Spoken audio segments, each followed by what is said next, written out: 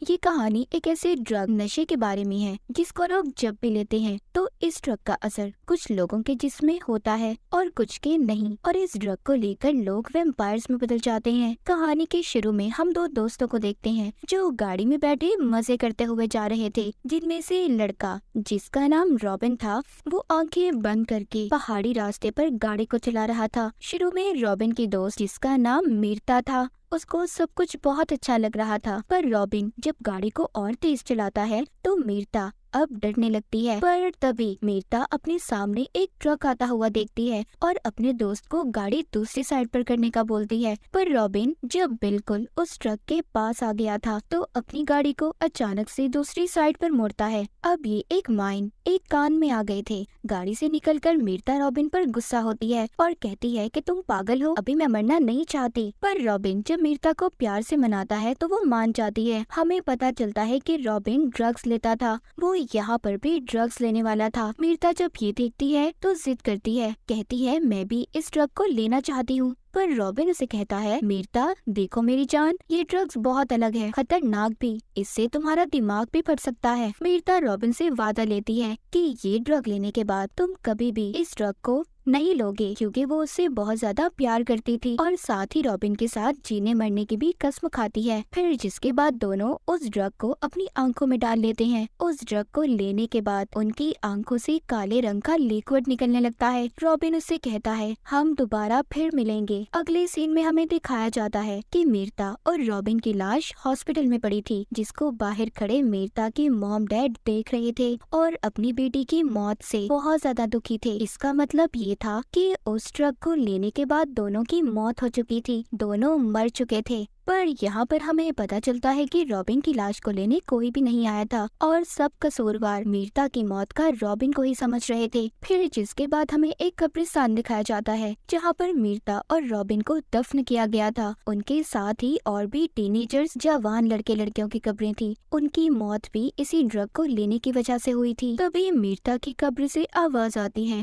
और अचानक से वो अपनी कब्र तोड़कर बाहर आ गई थी। थोड़े वक्त के बाद सांस लेने के बाद उसे पता चलता है कि वो दोबारा से जिंदा हुई है। उसकी कब्र के सामने रॉबिन की कब्र भी थी, जिसको देखकर मीरता बहुत रोती है, चीखती है, चिल्लाती है और फिर थोड़ी देर के बाद अपने घर के लिए निकलती है। जब ये रास्ते से जा रही थी तभी ये एक गाड़ी को देखती है जिसमें कुछ दोस्त बैठे थे और मजे कर रहे थे। ये सब देखकर मीरता अपने पास्ट माजी को सोचने लगी थी। तो यहाँ से कहानी हम मीरता की पास्ट की देखते हैं। जब वो कॉलेज में थी एक दिन कुछ लड़के उसे तंग कर रहे थे, तभी उसने पहली मर्तबा कॉलेज में रॉबिन को देखा था। तो उसकी दोस्त से उसे पता चलता है कि रॉबिन पर कॉलेज की सारी लड़कियां फिदा हैं। रात को जब ये अपनी दोस्त के साथ क्लब में जाती है जहाँ पर मीरता की दोस्त पर एक लड़का जानबूझकर शराब को गिरा गया था, जब उसकी दोस्त खुद को साफ करने बाथरूम में जाती है तभी इसकी नजर फिर से रॉबिन पर पड़ती है, जिसको देखकर मीरता मुस्कुराने लगी थी। रॉबिन भी उसके पास आ रहा था,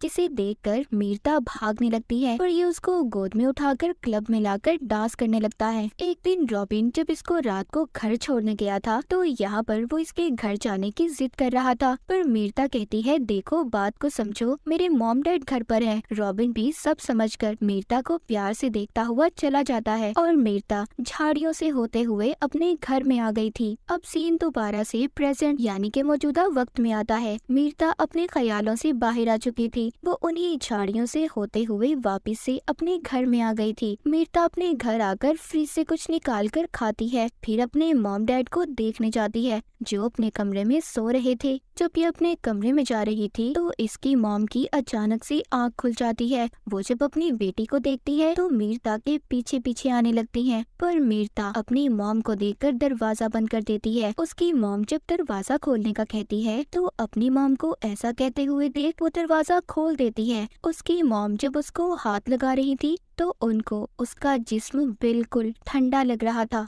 यहीं पर मीरता के डैड भी आ गए थे, पर मीरता अपने डैड की आवाज सुनकर अपने घर से भाग जाती है। उसके डैड जब उसके कमरे में उसकी मॉम को देखने आते हैं तो उन दोनों को अब ऐसा लग रहा था कि मीरता उन्हें अपने ख्यालों में दिख रही है। मीरता भी अपने घर से भागकर जंगल में आ गई थी। यहाँ पर एक ग्रुप के लोग उसे अपने साथ लेने आए थे और उसे कह रहे थे कि हम तुम्हारी मदद करना चाहते हैं, पर मीरता उन्हें देखकर पेड़ पर चढ़ जाती है। फिलहाल कुछ वक्त के लिए मीरता उन लोगों से बच गई थी, जिसके बाद वापिस से ये अपनी कब्र पर जाती है तो उसे अपने हाथों की नसें काली होती हुई नजर आ रही थी। ये स्याही उसके पूरे जिस्म में फैल रही थी। मीरता परेशान हो जाती है, जिसके बाद वो एक स्टोर पर आती है। वहाँ के बाथरूम में जाकर जब ये खुद को देखती है तो अब इसकी आंखें भी काली पड़ चुकी थी। वो स्याही इसके पाँव पर भी फैल चुकी थी और अब इसके नाखून भी अलग हो रहे थे। जब ये स्टोर से बाहर आती है तो एक क्लब में चली गई थी, जहाँ पर इसको एक इंजीनियर मिलता है जो इसके साथ घुलने मिलने की कोशिश कर रहा था। यहीं पर क्लब में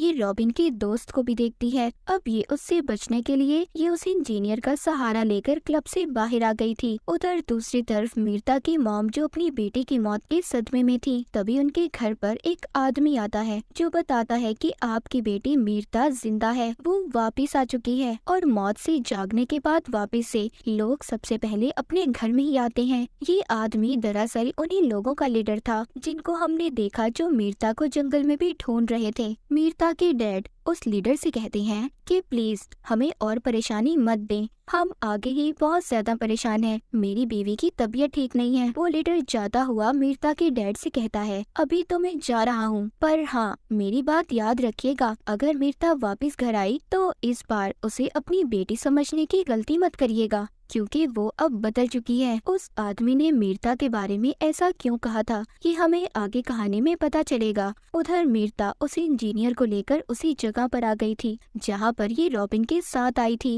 इंजीनियर उससे बदतमीजी करने की कोशिश कर रहा था, पर उसे ये करना नहीं चाहिए था। मीरता उस इंजीनियर की गर्दन को काट कर किसी भूखे जानवर की तरह खा रही थी। इसकी आंखें भी काली पड़ चुकी थी। ये उस इंजीनियर को खाने के बाद मीरता एक दुकान पर आती है और वहाँ से एक फोन को चुरा लेती है। हम देखते हैं कि टीवी पर उसी इंजीनियर के कत्ल की खबर चल रही थी। ये फोन चुराने के बाद अपने डैड को फोन करती है, पर कुछ भी नहीं बोल पाती। रात को ये अपने घर आ गई थी जहाँ पर वो रॉबिन के साथ रहा करती थी। वो पहले अपने कपड़े बदलती है और फिर सोफे पर लेटकर रॉबिन के साथ बिताए हुए लम्हों को फिर से याद करने लगती है। तभी इसके बाद इसके डैड भी आ गए थे जो नहीं जानते थे कि मीरता यहाँ पर है। वो अपनी दोस्त के साथ थे। वो उसे बता रहे थे, मैं जानता था मेरी बेटी यहाँ पर रॉबिन के साथ आकर रहती है और ड्रग्स भी लेती है, लेकिन मैंने फिर भी इस घर का किराया दिया, जिसका मुझे आज भी दुख है। मीरता के डैड की दोस्त उसके डैड को समझाती है कि इसमें तुम्हारी कोई गलती नहीं है, और ये कहकर जब ये कमरे से बाहर आती है तो मीरता उसे पकड़ लेती है और उस पर हमला करके उसे भी उसी इंजीनियर की तरह खाने लगती है, क्योंकि मीरता ने उस लड़की को अपने डैड को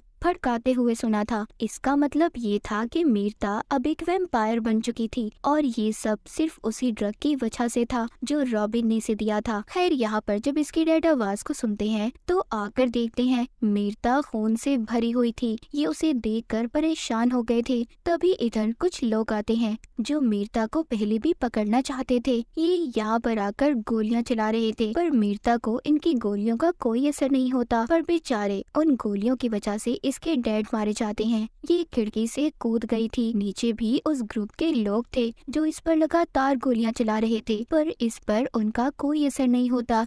ये भाग रही थी। तभी वहाँ पर एक औरत आती है जो मीरता को अपनी बाइक पर बिठाकर ले जाती है। ये औरत इसको अपने घर लाकर इसके जिस्म से गोलियां निकालती है और बताती है कि वो लोग एक ऐसे ग्रुप से हैं जो हम जैसे खतरनाक लोगों को मारते हैं और इस काम में इनका साथ गवर्नमेंट भी देती है। उधर वो लोग मीरता के डैड और उनके दोस्त की लाश को ले जा रहे थे। वो औरत मीरता को बताती है कि तुम ओवर डेड हो, यानी कि मौत के बाद दोबारा से जिंदा हुई हो। वो लोग हम जैसे लोगों को ओवर डेड बुलाते हैं। वो बताती है कि मौत के बाद जो भी लोग दोबारा जिंदा होते हैं वो अपने साथ खतरा लाते हैं जो बाकी लोगों के लिए खतरनाक होता है। वो औरत उससे बातें करने के बाद रात में उसे एक आदमी का शिकार सिखाती है कि कैसे अपने शिकार को पकड़ना है और खाना है। ये दोनों उस आदमी को खाने के बाद शहर से बाहर जा रही थी। ये औरत मीरता को अपने खुफिया बेस पर ले जाना चाहती थी, पर मीरता नहीं चाहती। वो कहती है मैं रॉबिन के बगैर कहीं पर भी नहीं जाऊंगी, और ये कहकर चलती गाड़ी से कूद जाती है, क्योंकि अब उसको मौत का डर भी नहीं था। उसे पता चल चुका था कि वो अब नहीं मर सकती।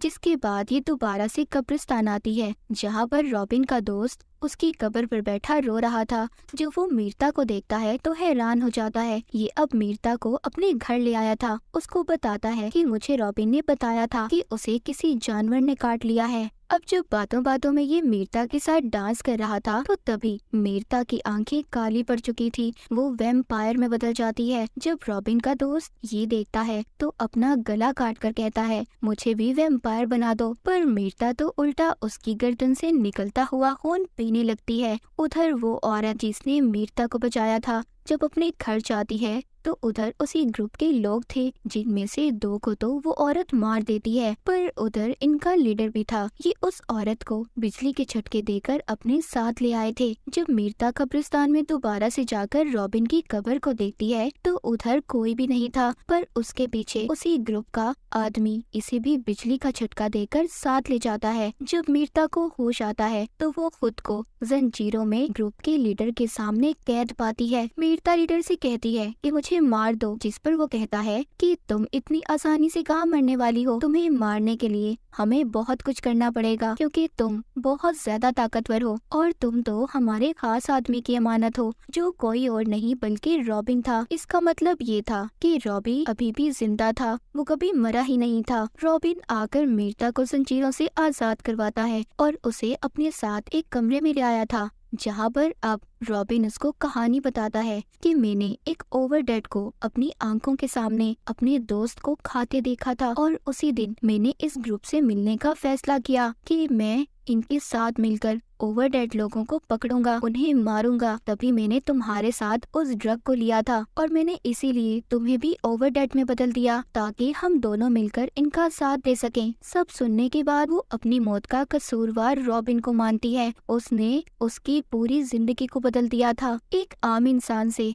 उसे एक इंसान खाने वाला हैवान बना दिया था। ये सब सोचकर उसे नींद नहीं आ रही थी, इसीलिए वो अब इस कमरे से बाहर आती है जहाँ पर बाहर आकर ये उसी औरत की चीखने की आवाजों को सुनती है जिसने इसकी मदद की थी। ग्रुप का लीडर उसको बिजली के झटके देकर मारने की कोशिश कर रहा था। मीरता उस कमरे में आकर लीडर पर हमला करके उसे बेहोश कर देती है और उस औरत को बचा लेती है। जब ये उस औरत को बचाकर जा रही थी तो रास्ते में इन्हें दोबारा से ग्रुप के लोग मिल जाते हैं। ये दोनों को वापस से पकड़ लेते हैं। इससे पहले ये इन दोनों को वापस ले जाते तभी यहाँ पर मीरता इन सब को मार देती है। पर देखते ही देखते वहाँ पर और भी बहुत सारे आदमी आ गए थे। मीरता उनका भी बड़ी ही बहादुरी से मुकाबला करती है और उन्हें भी मार देती है। जब ये बाहर आकर गाड़ी में बैठने लगती है तभी वहाँ पर रॉबिन आ जाता है जो कहता है, क्या कर रही हो? ये मैंने तुम्हें एक तोहफा दिया है, तुम्हें ऐसा अपने जैसा वैम्पायर बनाकर। मीरता रॉबिन का गला पकड़कर कहती है, तुमने मीरता का खून कर दिया है और मैं अब मीरता नहीं हूँ। वो उसको बिजली का झटका देकर वहाँ से उस औरत को साथ ले जाती है।